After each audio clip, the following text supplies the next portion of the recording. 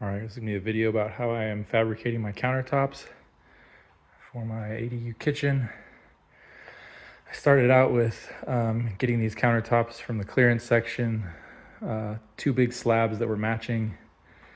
And I think they start out 110 inches long and 26 inches deep from the nose to the very back. And they're 3/4 of an inch thick in the middle, 1.5 inches thick at the nose. And then I cut that curve so that it'll fit around this when I slide it this way. You'll probably see that in a later video.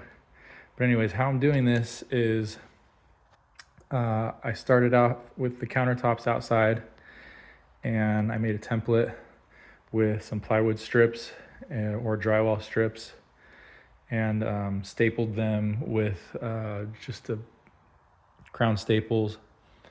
There's better ways to make a template, but this worked for me. That's what I had. And basically you make the template exactly where you want your countertops to be. So I want my countertop to barely hang over this edge, barely hang over the back edge, about like a 1/16 of an inch. And then that's just to kind of hide any discrepancies. In case I make it a little bit bigger in one spot or a little bit tighter, it still has an overhang, so you can't really tell if it's off by a little bit. So that's what I did. And then I took my template outside, and I'll kind of show you what I was doing out there. I got these wet polishing discs on Amazon. They go from like 50 grit up to 6,000. The 6,000 one is on the grinder still. And so I would take my template. There's one of my templates right there, that plywood there, across there and across here and up here. And I would stick that on top of the top of my countertop and I would line up the edges, front, back, sides, and then mark out with a pencil exactly along the edge of my template where I needed to cut it. I would also put blue tape all over the top of the countertop where I was marking it up and where I'd be running a saw across it. So I didn't want the metal of the saw scratching across the brand new countertop. So I put tape under there, and then I would make a track to run my saw against. The edge of my saw, I would make a track with my level. I take the template off, use clamps to clamp my level so that it's a perfect straight edge, right, that I can run that along. And I would cut right up close to the edge, but not too far. I would leave about a little over a 1/16 of an inch extra for if I made any mistakes or the cut was weird or if my template was off by a 1/16 or whatever. So I left a little over a 1/16 on there. And once I made my rough cuts, I took the piece back inside, checked its fit, and marked any adjustments, brought it back outside, made the adjustments, and then started polishing. So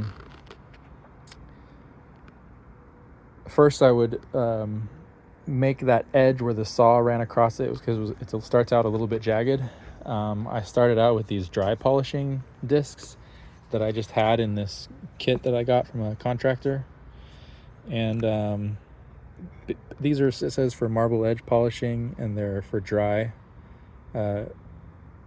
use only. They go from like 40 grit up to a few hundred, I'm not sure. But I would only use like the 40 or the 40 to 80 or so of those. I'd have that on this grinder. And I would just use that to kind of make the first pass of evening out the jagged saw marks.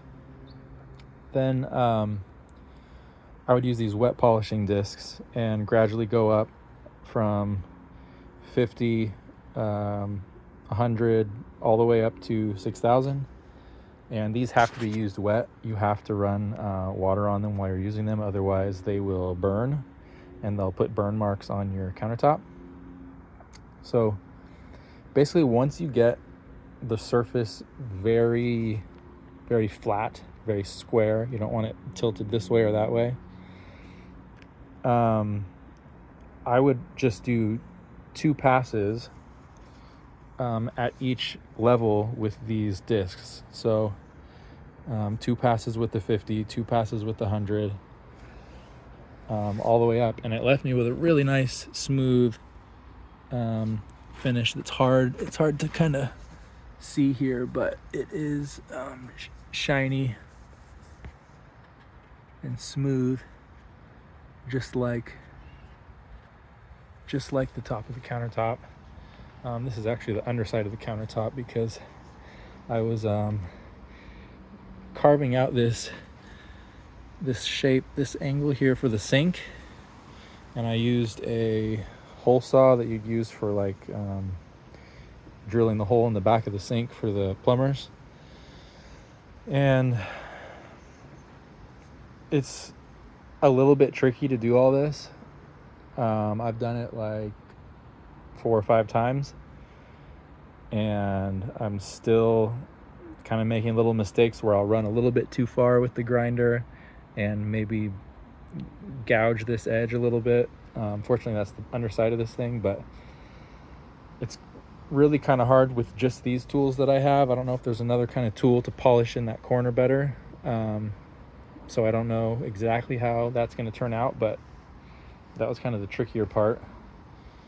And then next, setting the countertops is going to be a little bit tricky by myself because you've got to work with the epoxy at the joint. You've got to work with gluing it down, keeping everything level, getting everything exactly where it's supposed to go, and just moving them. They're heavy.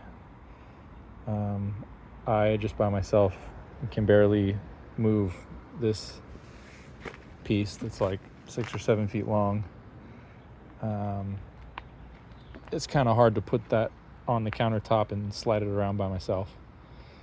So this is what I've been doing. Other updates from the ADU is I ordered, or I'm going to order some interior doors. I got the bathtub inside the bathroom, which was, I was nervous I wouldn't be able to do it because it's like a 32-inch wide and 5 foot long, and I had to go through this passageway here, but we barely made it around this corner, and then we barely made it back into here, and then barely made it around this corner into here. And so I got some plumbing stuff and mortar for underneath.